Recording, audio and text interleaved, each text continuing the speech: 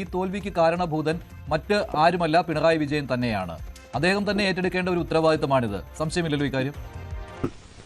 ഒരു കാര്യം മറ്റടുത്ത ചോദ്യം ചോദിക്കില്ല. തീർച്ചയായിട്ടും സംശയമില്ല. കാരണം മുഖ്യമന്ത്രി മുന്നിൽ നിന്ന് നയിച്ച ഒരു തെരഞ്ഞെടുപ്പാണ് ഇപ്പോൾ നമ്മൾ കണ്ടത്. അതിന്റെ പ്രചരണത്തിലെ ഒരേ ഒരു സ്റ്റാർ ക്യാമ്പയിനർ CPM-ന്റെ ഭാഗത്തു നിന്ന് അല്ലെങ്കിൽ മൊത്തത്തിൽ ഇടതുപക്ഷത്തിന്റെ ഭാഗത്തു നിന്ന് അദ്ദേഹം മാത്രമായിരുന്നു. അതുകൊണ്ട് തന്നെയാണ് കേരളത്തിൽ അങ്ങോളം ഇങ്ങോളം നിരന്നു നിൽക്കുന്ന ഹോർഡിങ്ങുകൾ കാണുമ്പോൾ ഇപ്പൊ നമുക്ക് ചിരി വരുന്നത്. ഇനി ഇത് ആരാണ് ഇതൊക്കെ എടുത്ത് മാറ്റാൻ പോകുന്നത്, മറ്റാരുണ്ട് LDF അല്ലാതെ എന്ന്. അതല്ല ഉദ്ദേശം. സ്വരാജിന്റെ വിശകലനം വായിക്കുകയായിരുന്നു, സ്വരാജിന്റെ. അദ്ദേഹം പറയുന്നത് ജനങ്ങൾ ഉദാസീനതയോട് കൂടിയാണ് ഇങ്ങനെ ഒരു പ്രതികരണം നടത്തിയത് എന്നാണ്. ലാഘവത്തോടു കൂടി ചെയ്തു. കാരണം 10 വർഷം ഇവർ ഭരിച്ചില്ലേ, ഇനി 5 വർഷം അവർ ഭരിക്കട്ടെ എന്ന രീതിയിൽ ലാഘവത്തോടെ കണ്ടു, അരാഷ്ട്രീയമായി കണ്ടു എന്നൊക്കെയാണ്. അങ്ങനെയൊക്കെ പറയാൻ സ്വരാജ്